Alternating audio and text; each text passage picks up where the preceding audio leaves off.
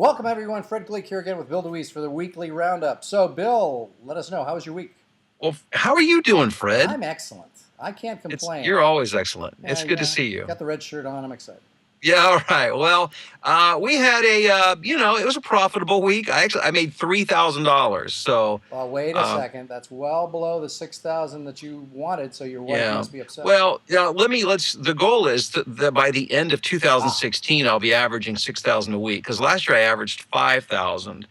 It's been a slower start. I mean, I've had some really good weeks, but it's not been as even. And Fridays are usually really busy. And I'll just tell you up front, I didn't have a single job today. Not holy a moly. that I can't even remember the last time that happened. My God. So it does What happen. does that mean? What's that saying more on a global basis for you and or the voiceover business? I don't think it says anything about the voiceover business in general. I mean, that's an expanding market, so I'm not worried about that. I do know that I've been distracted with other priorities, projects I've been working on, so I haven't been auditioning as frequently. So I'm sure that has something to do with it. I honestly, I mean, beyond that, I'm really not sure. I've not been doing any extra auditioning. I will say that. So But for any of hopefully, our when things people, settle down here, I can. for any of our people watching or listening brings up the bigger global question, which is if the economy starts to stumble a little bit, is that something that the voiceover community should be worried about? Well, the best answer I have for that is I launched my voiceover career in 2006, and right before The big recession. the big recession, yeah, and I did not feel any effect whatsoever. I growed I grew through the recession, and I've grown since then. So it doesn't have to. Sounds good. Okay, so Doesn't let's have take a to. look at Monday. What happened on Monday?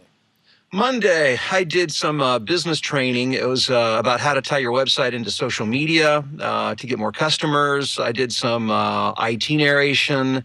I did a commercial for the New Vision Credit Union. Okay.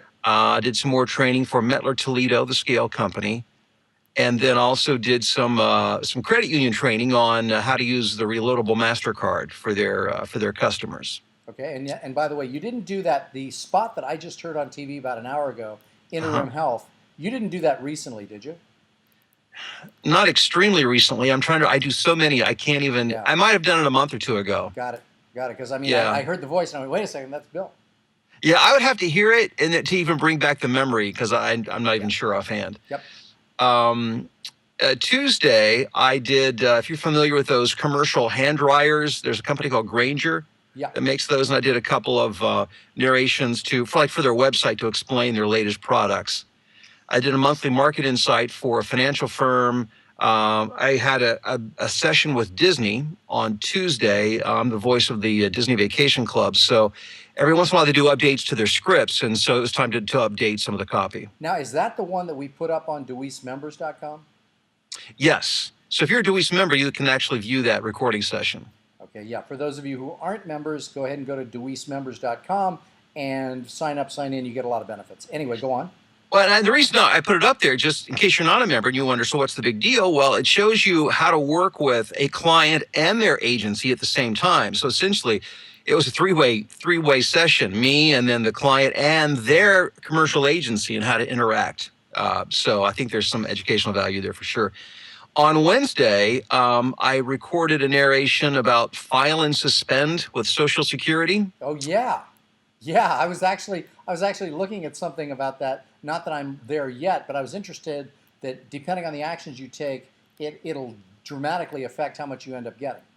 Okay, and I don't remember the specifics, but that's what it was about. Yes, it's the old Um, read the copy, have it go in one mouth, out the other, and it's gone.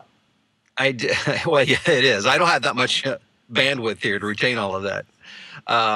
Linux Red Hat. I did a session on Wednesday with a production company out in Baltimore for it was like a 3-page Linux Red Hat narration.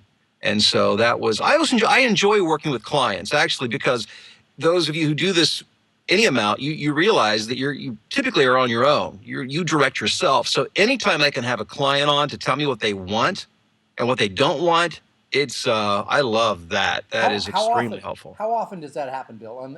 Oh, 1 to 2 times a week. Okay, It's the exception. Not that most people just throw me a script and that's that. but it breaks up the monotony a little bit.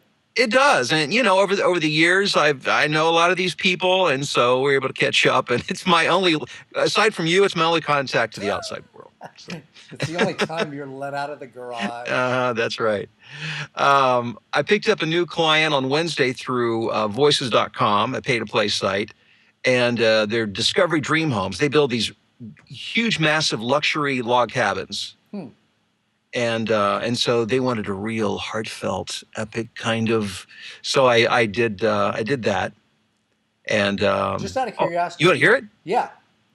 Go ahead. What was your question? No, I was going to ask, can we hear that one? Do you have the script sitting around, or do you have Yeah, I've got. Let's see here. Now Do you have I'm the gonna have to use my finished headphones audio? to play it for you. But last time I did this, it worked pretty well with the person I played it for. So I'm going to have to dig through my hard drive. don't worry about But I know where it's at, so Okay. no big deal. Let's try it. Let's see here. Discovery Dream Homes. Okay. This doesn't screw up the rest of our recording, does it? Nope. Good. Not at all. Would I ever do such a thing? A terrible thing. Hold on here. No, Okay. I won't answer that. Don't answer that question. Okay, here we go. If you can't hear it, you just yell, which I'm sure you will do. But here we go. Nature has a way of bringing us together. At Discovery Dream Homes, our objective is simple. Build a dream home that's centered around one thing. You. Could you hear that all It right? was good. It was a little tinny because of the fact Yeah. that we're going. Yeah. But yeah, it's like very heartfelt. Yeah. What was their direction on that? Did they say? Yes, they said. Very heartfelt. Here's the way they put it. They said heartfelt was one of the things they said. The other thing they said, they wanted me to drag it out and really. They didn't use the word milk it, but that's what they were saying. They wanted me to squeeze every ounce. Emotional. That was another word they used. They wanted me to squeeze some emotion out of it. Now, how many takes did they take your first version? Well, here's how it worked. I submitted an audition, and they wanted me to do another audition with their direction, which is kind of unusual. So they gave me their direction, and I did it, and then they hired me, and then they gave me additional direction, saying we want it even more emotional, more heartfelt. And so I was, and they were happy with the first take. Oh that I yeah. gave So them, again, another one. And just out of curiosity, how much money was generated by that one? That was a really low pay. I'll tell you, it was $100. But it's a new client. It's a new client, and I usually don't take those, but this was for, here's a good point we can talk about. Voices.com uses project managers oftentimes as the go-between. So a project manager invited me to audition. Part of my strategy right now, again, while I try not to audition really for things under the 250, 300 mark, was that I want to get in good with project managers so that then I can begin, once I have a relationship and they like me and they want to come to me, then I can begin to say, hey, look, I want you to know that you're really my bottom. I only want to audition for jobs like 300 and up. But I want to establish that relationship with them first. So there is a method to the madness. You know, it's funny because earlier this week, when I was grousing around for various information on things voiceover related, I saw there was a whole long string of discussion from some group having to do with the fact that they felt that project managers, I think it was about transparency. Yes. Did you see that? Well, yeah, and I actually interviewed the CEO of Voices.com a month or two ago, and we talked about that very topic. It's on my YouTube channel. Okay. And it generated a lot of discussion, a lot. So, yes. And so basically, I think wasn't the point of all these people that were sort of, bitching and moaning about this, was that it wasn't that the project manager got involved, but that it would be very clear to everyone, client as well as voice talent, exactly what the rules of the game were, correct? Well, yeah, and who was getting what? Because here is what allegedly has happened on occasion, or that voice talent have claimed, that a project, let's say it's a project in which they're contacted by a project manager who says, I have this job for you, $500. Okay. And they'll say, okay, I'll take it.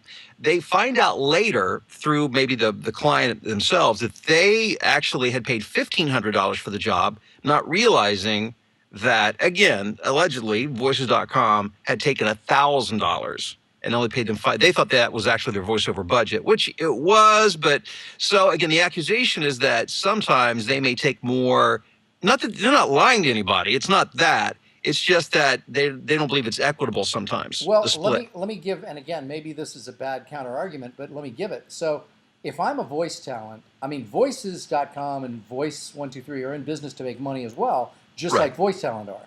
So, Yes. if the Voices.com group can get $1,500 for that, and the voice talent is willing to take $500, excuse me, what's the problem? Yeah, now, if I found out something like that happened, I wouldn't like it, but I don't feel like I would have a basis for a big. I wouldn't make a big deal of it because I agreed to that. Right. And what they do on their end is really ultimately up to them. Exactly. You have the right to decide whether or not you'll take the project for the amount of money being Yes. offered, and they have the right to get as much money as they want. Am I not seeing something here? Now, I mean, they have the right. Again, as a voice talent, I wouldn't like it if I found out that simply for giving me the job, they took 1,000 and gave me 500. I wouldn't like it, but they have the right to do it. Yeah. And I think voice talent are saying we'd just like to know what that split looks like, so we're aware. And so I think it's a valid argument, but I think you're right in that it's nothing wrong or illegal. Well, let's just say Voices said, "Hey, we're getting 1,500 for this. We offer you 500. If you don't want it, we totally understand." So then everybody will be Yes. like, "I want $500," and the other people will go, "No, that's highway robbery." Well, you put all the money into trying to get clients yourself and see how that works. If that does indeed actually happen, then I think that's the way it should be handled. I think everything should be said, up front.